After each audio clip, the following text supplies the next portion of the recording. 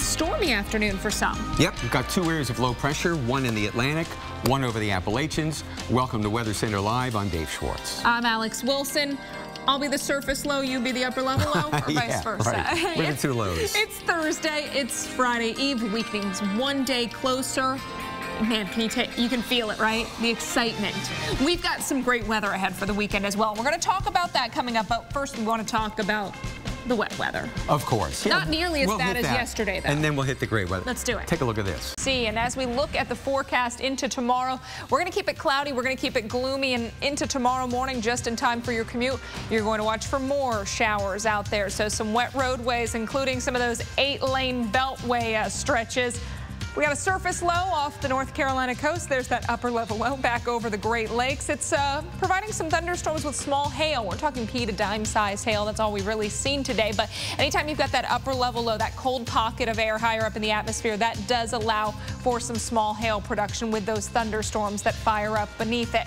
Into Virginia and south central PA, that's where we're seeing a lot of the action. A little bit of the panhandle of West Virginia, right around Martinsburg. They've got some heavy showers and rumbles of thunder, perhaps even some small hail. We've seen it into Kentucky today. There's those showers and storms working off towards the southeast. Notice the general trend is for that counterclockwise rotation to the storms beneath that low.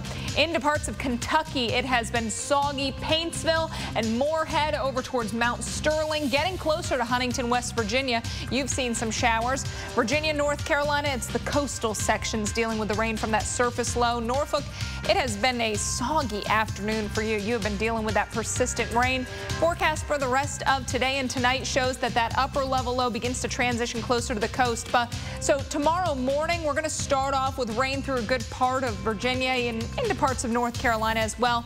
By lunchtime and through the afternoon, generally it's coastal sections of North Carolina that will see the rain. Could see a few showers back into western Virginia and PA. Winds also going to be a factor, Dave, especially as we get into the afternoon and evening hours on Friday, especially gusting near those coastal spots. At least that one building took a big hit.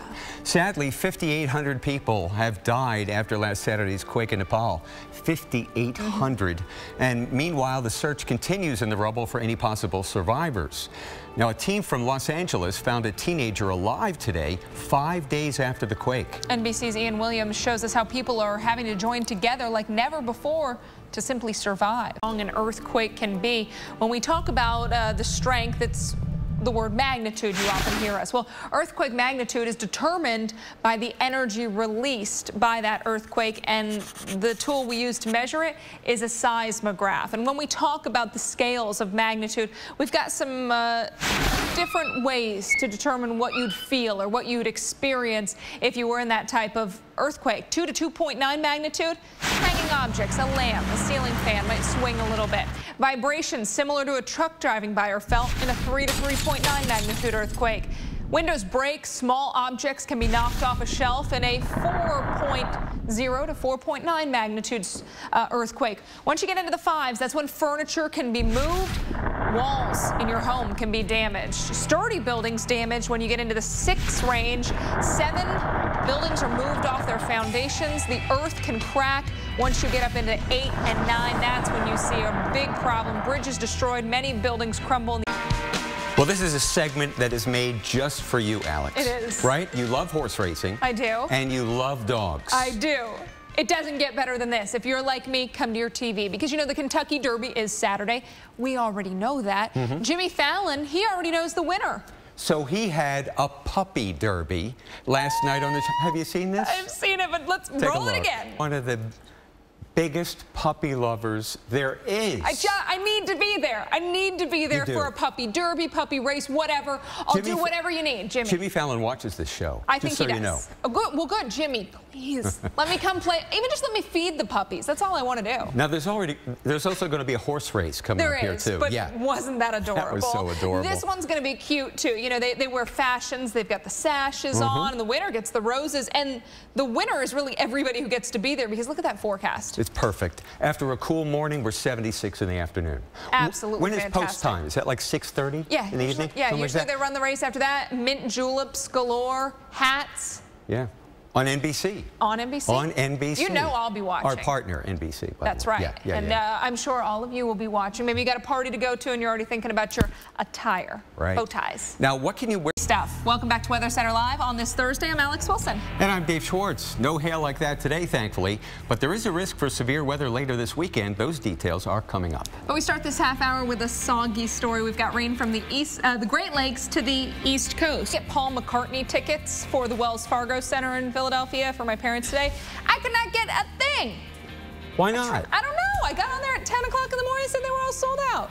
Oh, well, it's Paul McCartney. But it went on sale at 10 o'clock in the morning. Dave, work your magic. All right, let's talk about D.C., just down the road from the great Philadelphia. We've got cloudy skies, mostly cloudy skies through the remainder of this afternoon, evening into the overnight. Look what happens right in time. You're waking up early on a Friday. You got to head to work. You'd love to just hit that snooze button a few extra times. Not going to be the case for you. Got to get up, get going, because those rain showers will definitely slow things down on the road. And you may have to put a little pep in your step if you're walking to one of the metro stations. There's that upper level low. Beneath that, we've been watching some thunderstorms produce some small hail throughout the afternoon. Coastal low off the coast of North Carolina. We've got rain showers into eastern sections of North Carolina and Virginia thanks to that. There's some of those thunderstorms rolling from eastern Kentucky right over into West Virginia. Notice the general counterclockwise spin to these storms. You can see where that upper level low is. We've got that counterclockwise rotation around that. You know, east of I-81 through Virginia, we've seen plenty of storms, and right down into south central PA, we've seen quite a bit of action as well. So you're hearing the thunder, seeing the lightning, and if you are, I hope you're inside and you're watching that lightning from the other side of a window. Around Front Royal, right down the Blue Ridge Parkway, plenty of action south of Winchester. We've got some storms, and another storm just off to your east in Winchester going to be rolling through. Virginia, North Carolina, really from Elizabeth City up to Norfolk. The past several hours have been soggy. It's really been a gloomy Thursday afternoon for you. And around Raleigh and Henderson, notice some of those storms closing in on Durham, and they are working off towards the east. So don't be surprised along 85 if you see those showers, hear the rumbles of thunder soon. Here's the forecast through the remainder of today. There's those storms working through Raleigh. By the evening, the overnight hours, that upper level low begins to work closer to the coast. So Virginia, North Carolina, where most of the action will be for tomorrow morning. Tomorrow afternoon, still coastal sections of North Carolina get wet, and we've got a few scattered showers right down the Appalachians and into parts of Pennsylvania. Winds are going to be gusty as well as we get into tomorrow afternoon. So we're talking PM hours on Friday, 30 to 35 mile per hour winds in Wallops Island. They'll turn gusty for Hatteras as well.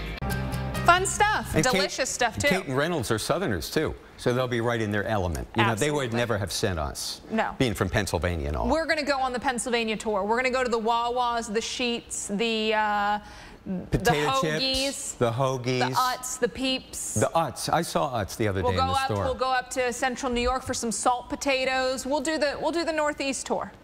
You're on. You're on. Come on. Give us the keys to the van. We're going. We're not taking cameras with us. We're just going, right? Now look at that. People in Green Township, Indiana, get it? Green. Yeah. But that's not the only hook for the green.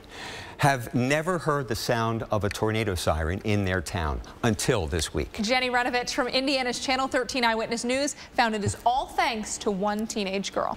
Thank you, guys. Well, 2 hours ago, a spacecraft ran out of fuel and slammed into Mercury. But don't worry, that was supposed to happen. Yeah.